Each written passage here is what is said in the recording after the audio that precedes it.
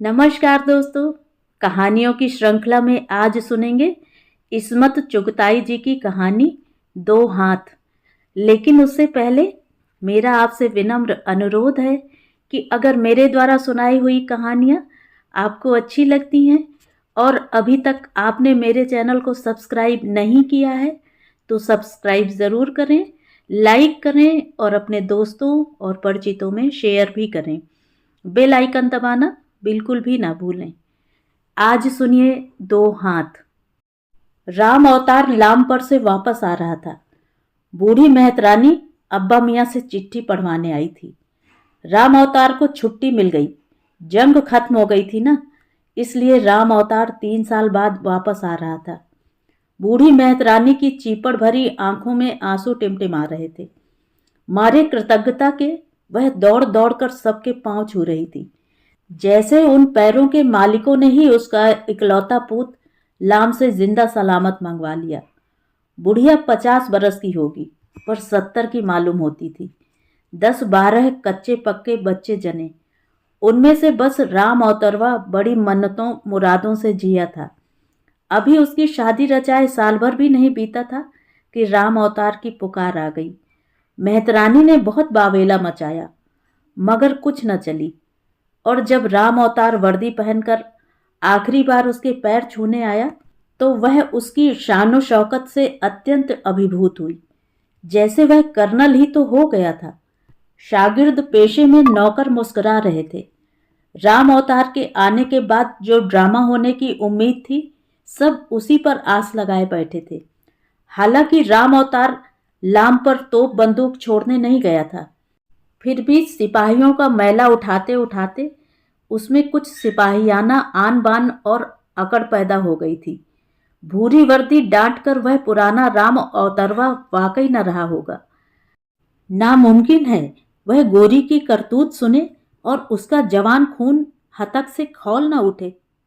ब्याह कर आई तो क्या मुसमसी थी गोरी। जब तक राम अवतार रहा उसका घूंघट फुट भर लंबा रहा और किसी ने उसके रुख पर नूर का जलवा न देखा। जब खसम गया तो कैसी बिलख बिलख कर रोई थी, जैसे उसकी मांग का सिंदूर हमेशा के लिए उड़ रहा हो। थोड़े दिन रोई रोई आंखें लिए सर झुकाए मैले की टोकरी ढोती। आहिस्ता आहिस्ता उसके घूंघट की लंबाई कम होने लगी। कुछ लोगों का ख्याल है कि यह सारा बसंत रुत का किया धरा है। कुछ स्पष्टवादी कहते थे गोरी थी ही छिनाल, राम अवतार के जाते ही कयामत हो गई। कमबख्त हर वक्त ही हर वक्त इठलाना। कूल्हे पर मैले की टोकरी लेकर कांसे के कड़े छनकाती जिधर से निकल जाती, लोग बदहवास हो जाते। धोबी के हाथ से साबुन की बट्टी फिसलकर हौज में गिर जाती। बावर्ची की नजर तवे पर सुलगती हुई रोटी से उचट जाती। भिश्ती का डोल कुएं में डूबता ही चला जाता। चपरासियों तक की बिल्ला लगी पगड़ियां ढीली होकर गर्दन में झूलने लगती, और जब ये संपूर्ण कयामत घूंघट में से बाण फेंकती गुजर जाती तो पूरा शागिर्द पेशा एक बेजान लाश की तरह सख्ते में रह जाता। फिर एकदम चौंक कर वह एक दूसरे की दुर्गति पर तानाजनी करने लगते। धोबन मारे गुस्से के कलफ की कूड़ी लौट देती। चपरासन छाती से चिमटे लौंडे को बेबात धमोके जड़ने लगती। नाम की गोरी थी पर कमबख्त स्याह बहुत थी, जैसे उल्टे तवे पर किसी फुहड़िया ने पराठे तलकर उसे चमकता हुआ छोड़ दिया हो। चौड़ी फुकना सी नाक, फैला हुआ दहाना, दांत मांजने का उसकी 7 पुश्त ने फैशन ही छोड़ दिया था। आंखों में काजल थोपने के बाद भी दाई आंख का भैंगापन ओझल न हो सका। फिर भी टेढ़ी आंख से न जाने कैसे जहर में बुझे तीर फेंकती थी कि निशाने पर बैठ ही जाते थे। कमर भी लचकदार न थी, खासी कुठला सी थी। जूठन खा खा कर दुम्बा हो रही थी। चौड़े भैंस के से खुर, जिधर से निकल जाती कड़वे तेल की सरांध छोड़ जाती। हाँ, आवाज में बला की कूक थी। तीज त्योहार पर लहक कर कंजरियां गाती तो उसकी आवाज सबसे ऊंची लहराती चढ़ती चली जाती।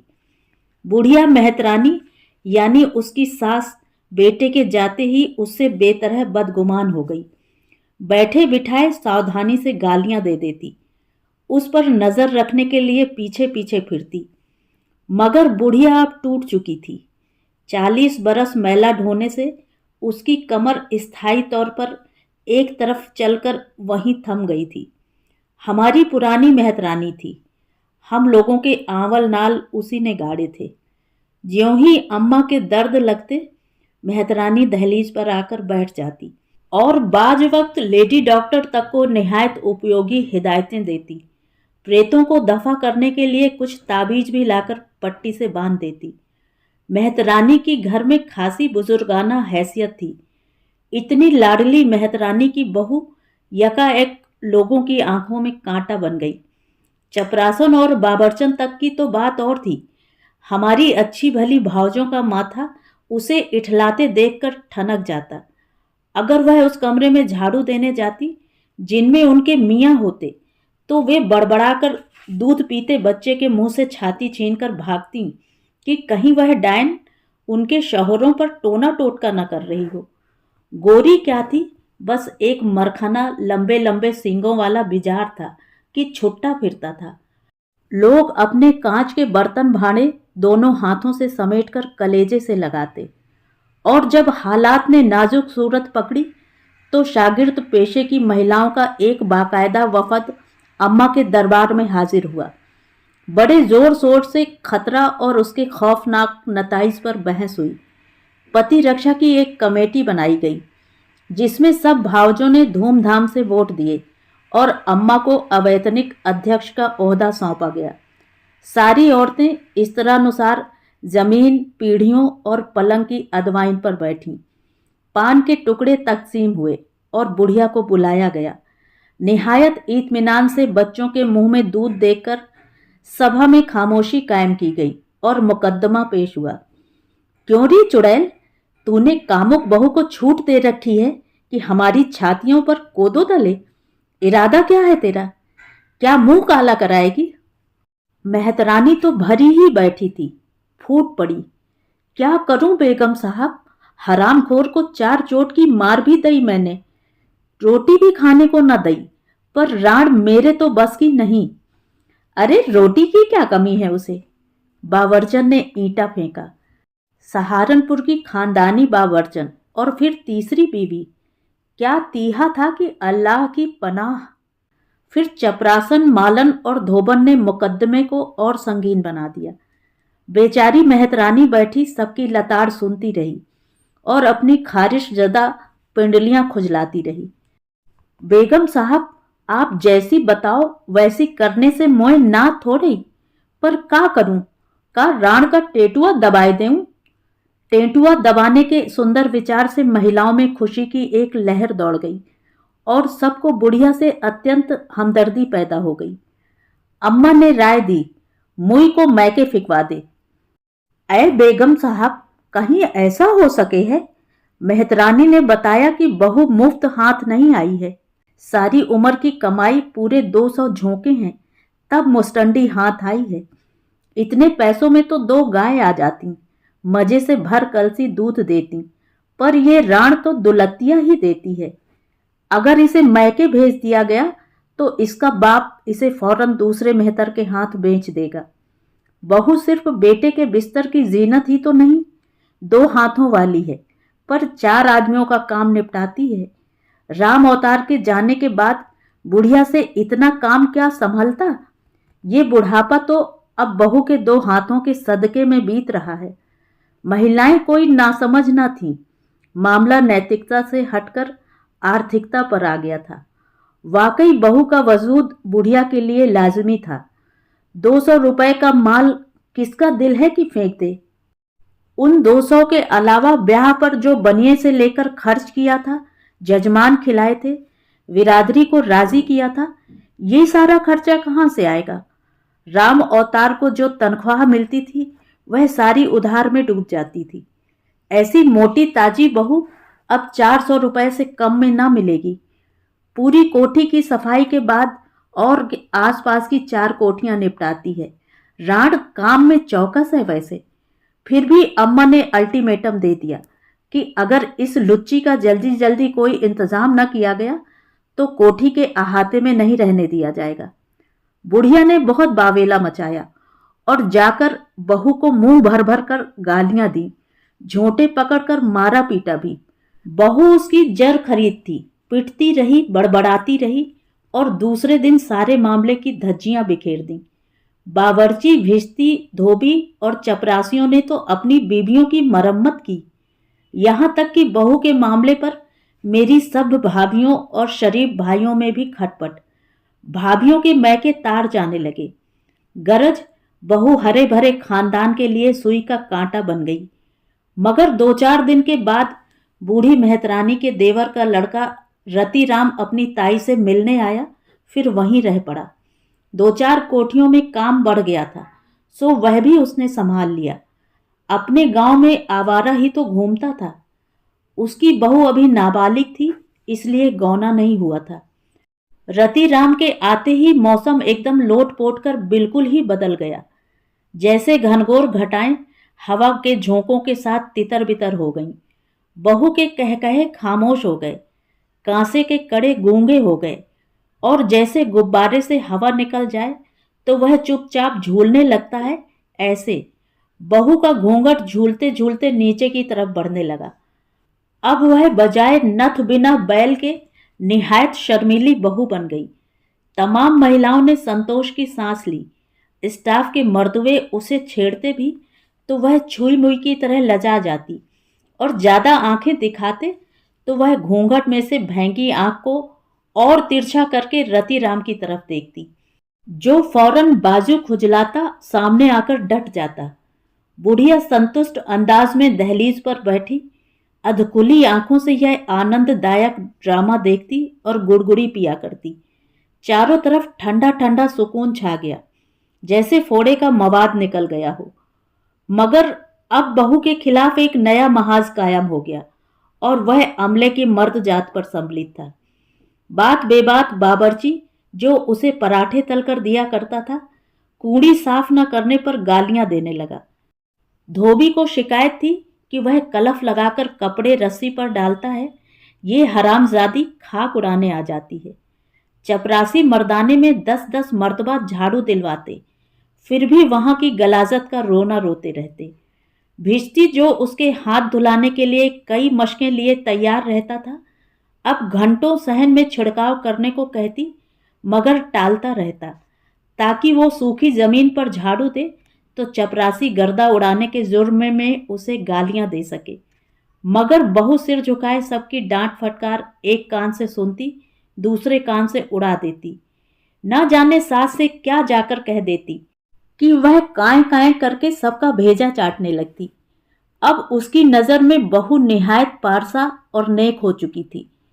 फिर एक दिन दारोगा जी दाढ़ी वाले, जो तमाम नौकरों के सरदार थे और अम्मा के खास मुशीर समझे जाते थे, अब्बा के हुजूर में हाथ जोड़कर हाजिर हुए और उस भयानक बदमाशी और गलाजत का रोना रोने लगे जो बहू और रतिराम के नाजायज ताल्लुकात से सारे शागिर्द पेशे को गंदा कर रही थी। अब्बा ने मामला सेशन सुपुर्द कर दिया, यानी अम्मा को पकड़ा दिया। महिलाओं की सभा फिर से जुड़ी और बुढ़िया को बुलाकर उसके लत्ते लिए गए। अजी निगोरी, खबर भी है तेरी ये कामुक बहू क्या गुल खिला रही है?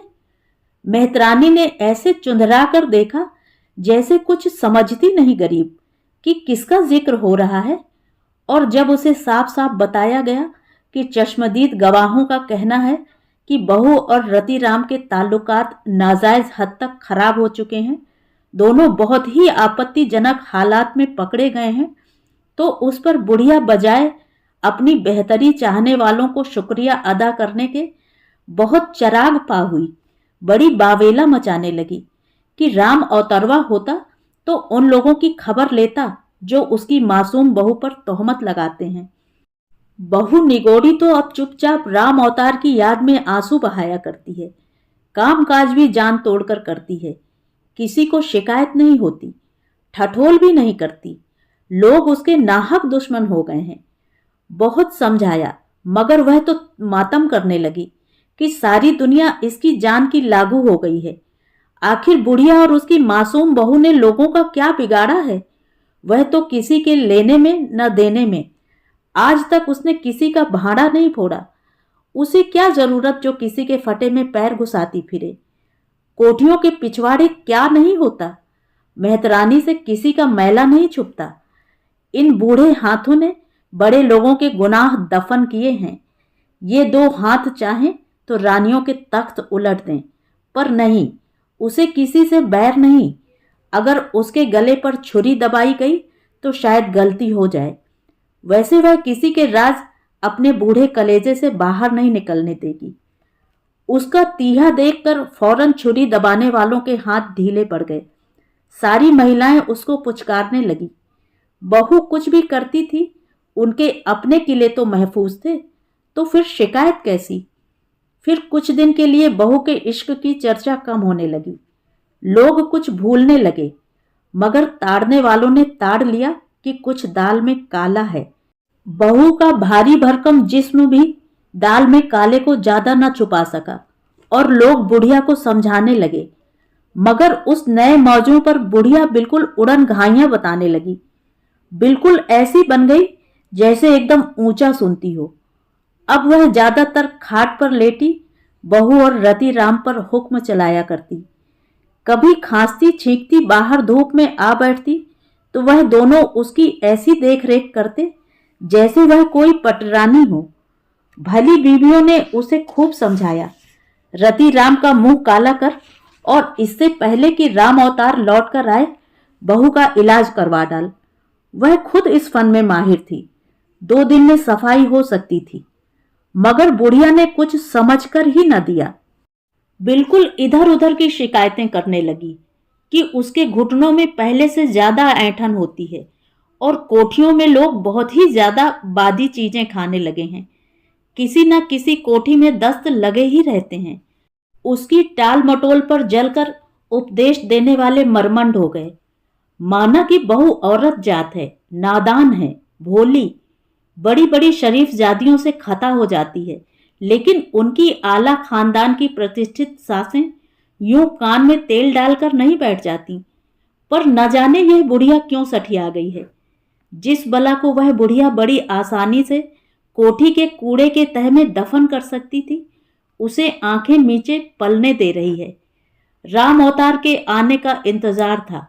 हर वक्त धमकियां तो देती रहती थी, आन दे राम अवतरवा का, कहांगी तोरी हड्डी पसली एक कर दे है। और अब राम अवतरवा लाम पर से जिंदा वापस आ रहा था। फिजा ने सांस रोक ली थी।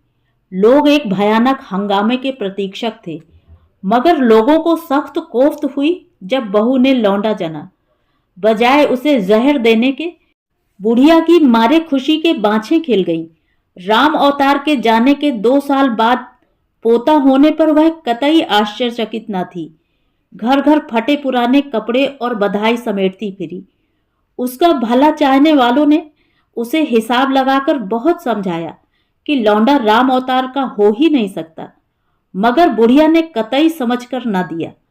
उसका कहना था, आषाढ़ में राम अवतार लाम पर गया, जब बुढ़िया पीली कोठी के नए अंग्रेजी बजा के संडास में गिर पड़ी थी।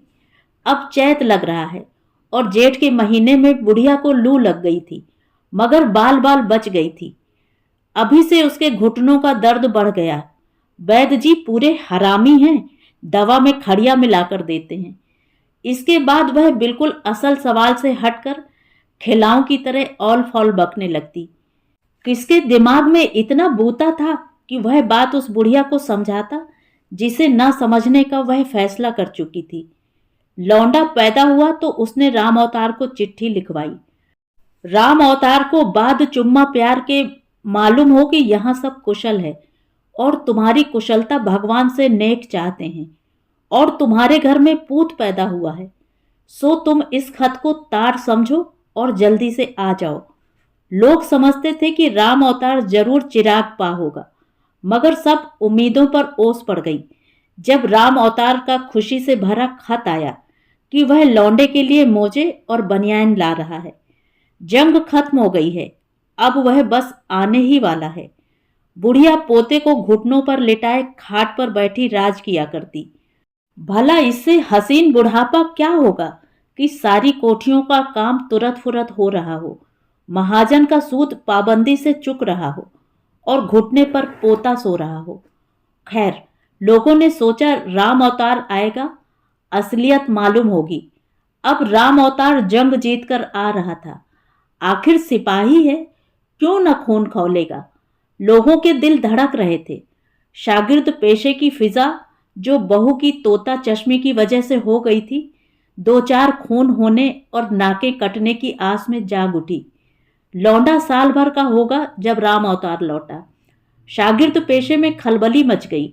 बावर्ची ने हांडी में ढेर सा पानी झोंक दिया ताकि इत्मीनान से मुंह पीटे का लुत्फ उठा सके।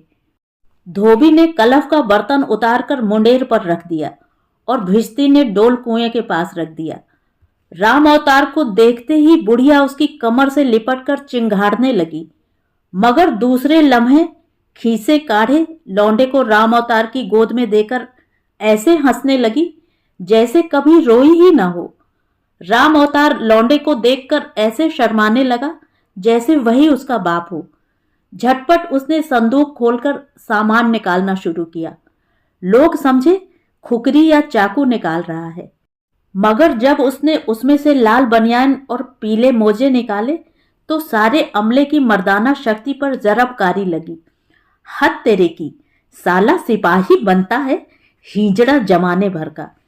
और बहू जैसे सिमटी सिमटाई नई नवेली दुल्हन ने कांसे की थाली में पानी भरकर राम अवतार के बदबूदार फौजी बूट उतारे और चरण धोकर पिए। लोगों ने राम अवतार को समझाया और उसे गावदी कहा, मगर वह गावदी की तरह खीसे काढ़े हंसता रहा जैसे उसकी समझ में ना आ रहा हो। रति राम का गौना होने वाला था, सो वह चला गया था। राम अवतार की इस हरकत पर ताज्जुब से ज्यादा लोगों ने गुस्सा किया। हमारे अब्बा, जो आमतौर पर नौकरों की बातों में दिलचस्पी नहीं लिया करते थे, वह भी जज-बज हो गए। अपनी सारी कानूनदानी का दांव लगाकर राम अवतार को कायल करने पर तुल गए। क्यों बे, 3 साल बाद लौटा है ना? मालूम नहीं हुजूर, थोड़ा कम जियादा, इतना ही रहा होगा। उधर लौंडा साल भर का है। इतना ही लगे है सरकार, पर बड़ा बदमाश है ससुरा। राम अवतार शर्माए। अबे तू हिसाब लगा ले। अब क्या लगाऊं सरकार? राम अवतार ने मरघिल्ली आवाज में कहा। उल्लू के पट्टे, यह कैसे हुआ? अब जी मैं क्या जानूं सरकार, भगवान की देन है। भगवान की देन तेरा सर, यह लौंडा तेरा नहीं हो सकता। अब्बा ने उसे चारों ओर से घेर कर कायल करना चाहा कि लौंडा हरामी है, तो वह कुछ कुछ कायल सा हो गया। फिर वह मरी हुई आवाज में अहमकों की तरह बोला, तो अब क्या करूं सरकार, हरामजादी को मैंने बड़ी मार दी। वह गुस्से से बिफर कर बोला, अबे उल्लू का पट्टा है तू, निकाल बाहर क्यों नहीं करता कमबख्त को? नहीं सरकार, कहीं ऐसा हो सके है? राम अवतार घिघियाने लगा।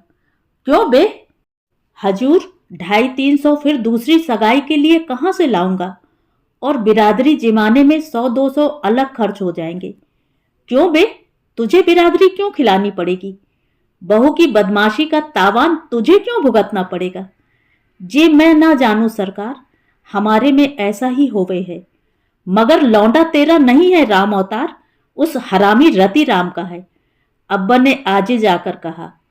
तो क्या हुआ सरकार, मेरा भाई होता है रति राम, कोई गैर नहीं, अपना ही खून है। निरा उल्लू का पट्टा है। अब्बा भिन्ना उठे। सरकार, लौंडा बड़ा हो जाएगा, अपना काम समेटेगा। राम अवतार ने गिड़गिड़ाकर समझाया। वह 2 हाथ लगाएगा सो अपना बुढ़ापा तैर हो जाएगा। शर्म से राम अवतार का सर झुक गया, और ना जाने क्यों एकदम राम अवतार के साथ अब्बा का भी सर झुक गया, जैसे उनके ज़हन पर लाखों करोड़ों हाथ छा गए। ये हाथ हरामी हैं न हलाली, ये तो बस जीते जागते हाथ हैं जो दुनिया के चेहरे से गलाजत धो रहे हैं, उनके बुढ़ापे का बोझ उठा रहे हैं। ये नन्हे मुन्ने मिट्टी में लिथड़े हुए स्याह हाथ धरती की मांग में सिंदूर सजा रहे हैं। तो ये थी कहानी। कहानी आपको कैसी लगी कमेंट करके ज़रूर बताएं।